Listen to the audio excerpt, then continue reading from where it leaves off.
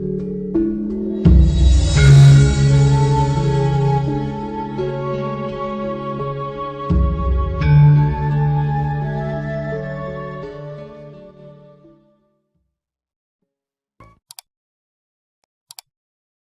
Pak Aryadi, gini, saya ingin nyambung Gusti Joyo. Jadi dari arsitektur masjid ini, sampean coba ingat-ingat Mas, bedanya arsitektur modern karo arsitektur keraton dan tradisi. Nah, arsitektur saiki iki nomor siji ora gocekan lor kidul, ora gocekan nisor dhuwur. Dadi wong saiki ora ngertine kiwa tengen. Nek dadi wong sing cah anyar-anyar saiki saka Tugu ora iso kae Tugu ngidul, ora iso deh. Jadi kita sudah kehilangan skala kosmologis. Orang Jakarta sudah nggak ngerti mana utara mana selatan. Nah, arsitektur modern itu pencapaiannya sangat rendah, yaitu pokoknya ketoke apik, disawangki penak, mengono tok. Tapi tidak ada kandungan apa-apa di dalam pemandangan sing penak kuwi. Arsitektur seperti Masjid Agung ini, Masjid Besar Jogja ini, Masjid Keprabon ini ya, ngaten iki. Masjid gede ini nek misalnya ono temboke, kaya ono cagake, iki ono apa jenenge latare, ono terase, itu konsep sosial, itu bukan konsep arsitektur. Itu konsep kebudayaan, konsep filosofi dan konsep teologi. Jadi tidak nggawe tembok mergo pengin dan bisa disawang wong, oh temboknya apik, ngono ora ngono. Tapi semua itu diletakkan di dalam tatanan berdasarkan konsep yang mendalam tadi. Misalnya, yang setiap hari ke masjid ini saya tanya, ini halaman yang ini ada sukete ora ya? Ono sukete ora? Aslinya, nek saiki ono, aslinya ora entuk ono sukete. Setahu saya loh. Tidak boleh ada kaya halaman Prambanan, kuwi asline ora entuk ana sukete. Itu ada pertimbangan kosmologis, ada pertimbangan filosofis, ada pertimbangan teosofis. Neng, dadi kae nek kowe ndelok Prambanan saka kadoan zaman semono sadurunge ditutup dalan macam-macam, itu seperti tidak di bumi karena di sekitarnya tidak ada rumput, hanya tanah. Jadi kaya ngawang ngono iki karena diperlukan ada rangsangan spiritual bagi setiap orang yang datang ke Prambanan. Neng suatu hari Butin Soeharto tilik apa? Prambanan sikile kecekluk, sandale keserimpet. Njero tiba kaya akhirnya saiki digawe konflok. Dadi latar tadi ya ora apa-apa kuwi wong seni sono iki mbiyen iki le dirubah iki muga Pak Harto isu-isu angin turu ning gedung agung niku karo nyangkluk kanduk kae njero lho kae kok gedungnya wis rusak ngono kuwi. Itu berarti dawuh untuk semua kementerian agar segera dandani gedung kuwi. Bal kae yang ngelirik selet lho kae kok rusak gedungnya ngono tok. Jadi teman-teman sekalian, saya kira pertemuan kita pada malam hari ini adalah mempelajari kembali dan belajar untuk balik kepada konsep. Tidak hanya konsep politik dan sosial, tapi konsep sampai ke tingkat teosofi, teologi, kosmologi dan seterusnya. Iki ono hubungannya karo struktur bintang. Orang yang ketok apik ngono tok. Itu teman sekalian. Saya kira Anda coba teliti kembali masjid ini. Kenapa ini kalau sana jalannya begini? Kenapa kamar mandinya begitu? Kenapa sebelum yang asli ya, sebelum ada perubahan-perubahan kecil? Kenapa di sini nggak boleh ada rumputnya? Itu ada urusan spiritualnya. Dan untuk apa hidup kok nggak spiritual itu untuk apa? Termasuk tidak ada menaranya. Dipun anu Gusti, filosofi nego orang menorone gitu. Ya itu tadi karena dari semua yang ada itu sudah jangkep. Nah, menara itu posisi untuk muadzin yang lebih tinggi daripada umat. Padahal ini Masjid Keprabon yang setiap saat itu ada kehadiran ingkang sinuwun maupun tamu-tamu negara. Sehingga kalau ada muadzin yang naik di menara, itu berarti ngelangkai beliau-beliau. Oleh karena itu tidak perlu memakai menara. Nah, sekarang kalau memang dibutuhkan gaung suara dari masjid ini semakin besar dan semakin menjangkau kemana-mana, apa yang sudah tertempel di lapis kedua atap itu bisa diperbesar. Sebetulnya bukan hanya itu, Sanun. Dulu itu Masjid Gede itu juga ditandai dengan lagu-lagu azan itu setiap fardu berbeda. Kalau subuh itu azannya begini, kalau duhur itu azannya begini, kalau asar azannya begini, kalau maghrib adanya begini, kalau nisa adanya begini, sehingga masyarakat itu tidak perlu lihat jam, asal mendengar azan dari Masjid Gede yang merupakan pusat azan pertama kali, itu sudah paham. Oh ini jam sekian, oh ini waktu duhur. Kalau dulu belum ada jam gitu.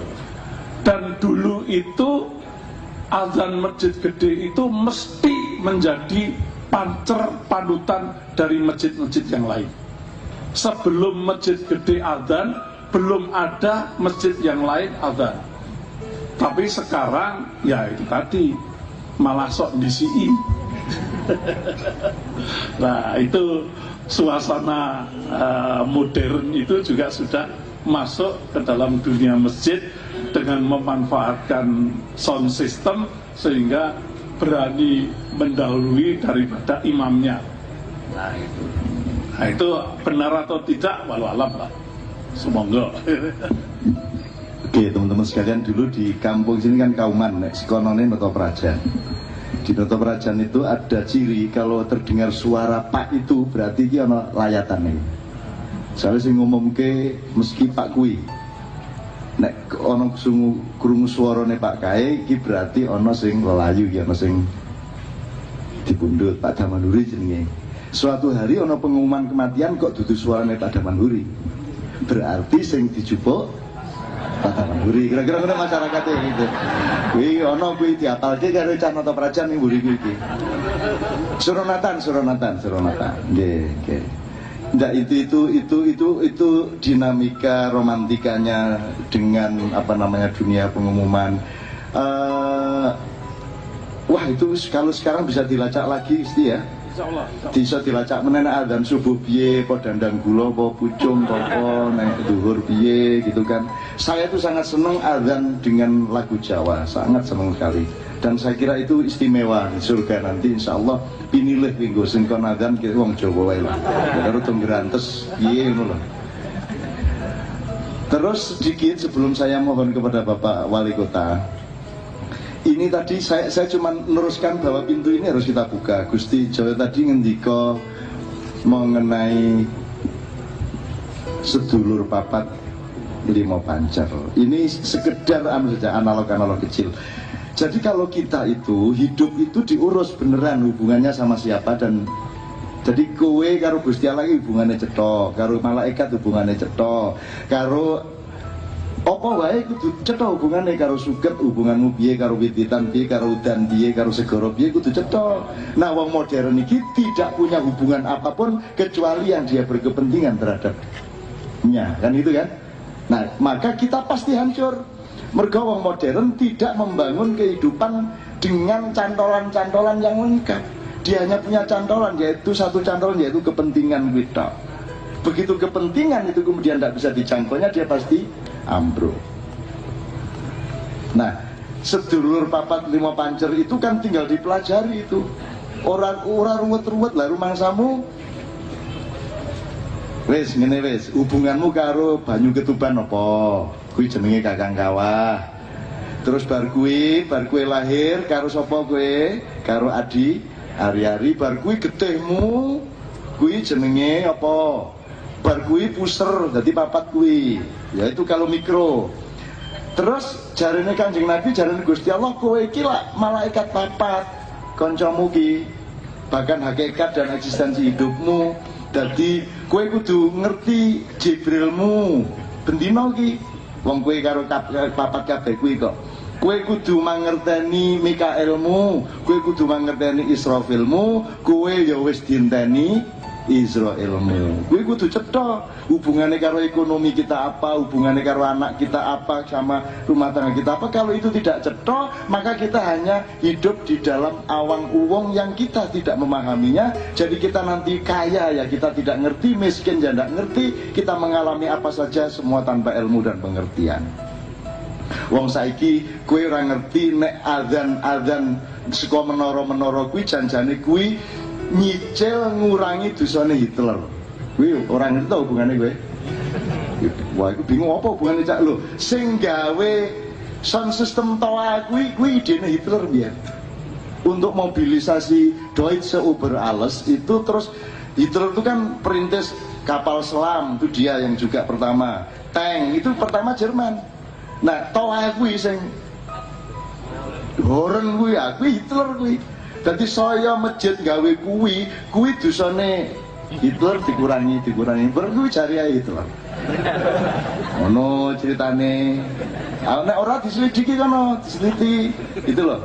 Jadi wong urip aja dumeh, aja ngremehke sapa-sapa sebab kabeh iki kudu cetha hubungane, kudu cetha matur nuwun ora. Masa kowe ora kelingan air banyu ketuban, masa kowe ora kelingan adi hari-hari. Fungsi-fungsi pikiran dan batin kita tiap hari harus diperhitungkan berdasarkan 4 tadi itu, yang pancernya adalah Allah Subhanahu wa ta'ala dipandu oleh Nur Muhammad menuju 5 pancer itu. Ini saya bukan mau Jawa-Jawa, enggak, hidup memang seperti itu. Dalam Islam itu disebut 4 malaikat. Kemudian alam semesta ini kan lebih kecil dari dirimu karena engkau khalifahnya. Maka di alam semestanya ada pembagian persis seperti di dalam dirimu. Mulane kowe kudu ngerti nek ana sing nyebut kae Mbah Petruk jane sapa, ning Merapi kae Kiai Gringsing sapa, Mbah Jumadil Kubro sapa, Pangeran Patmo sapa. Nek isih didoleki disinaoni aja mung disirik-sirikke. Kiai Sapu Jagat sapa didoleki. Ono sejarahe kabeh. Jajal sing ngurusi asep sapa? Loh, emang ada yang ngurusin lho. Rumah samu Gusti Allah nggawe kowe tok lho piye? Aja GR kowe. Gusti Allah duwe staf oke banget dengan kementerian-kementerian. Jadi seluruh yang sifatnya batin dan ilmu itu namanya kakang kawah, itu namanya Jibrilia. Di dalam dirimu selalu ada inspirasi dari, kalau yang tertinggi itu software namanya extension namanya wahyu, di bawahnya ada karomah, maunah, fadilah, ilham atau inspirasi, ya. Itu semua urusan Jibril. Tapi kalau soal maintenance, penataan alam dan kehidupan, baik alam semesta, gunung-gunung, laut, sungai, lempengan-lempengan bumi, gunung berapi, maupun lautan yang ada di dalam dirimu, gunung-gunung berapi yang ada di dalam dirimu, semua penataannya itu disiapkan oleh Mikael. Tapi bagaimana mempraktekkan perusahaan alam semesta di dalam dirimu itu semua dikomandani oleh Israfil. Maka kalau akan ada gempa, terdengar trompetnya Israfil. Kalau akan ada hujan badai, terdengar trompetnya Israfil. Karena beliau yang mengawal pengelolaan khilafahnya manusia. Kui kabeh ono pengetahuane, ojo di sio-sio, ojo di elek-elek tok. Ya ojo dibenerke nek urung ngerti. Anak Israel lah kenal kabeh. Nah Israel, ono wong sing kerjasama karo Israel, ono sing mandiri. Artinya mati ra perlu ngenteni Israel, paten-patene dhewe ini ngenten iki.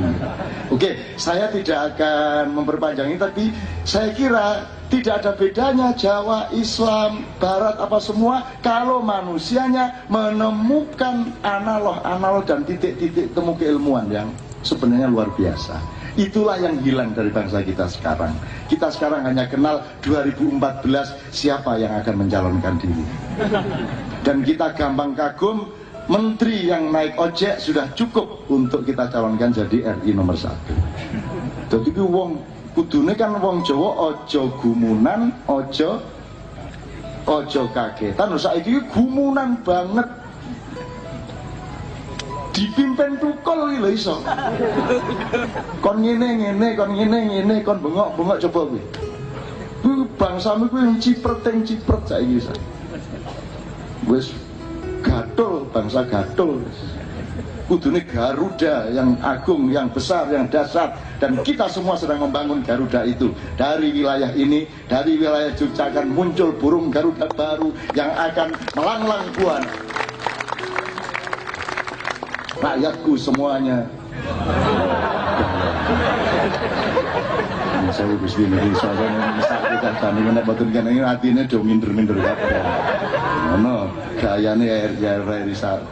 Alah wis ora apa.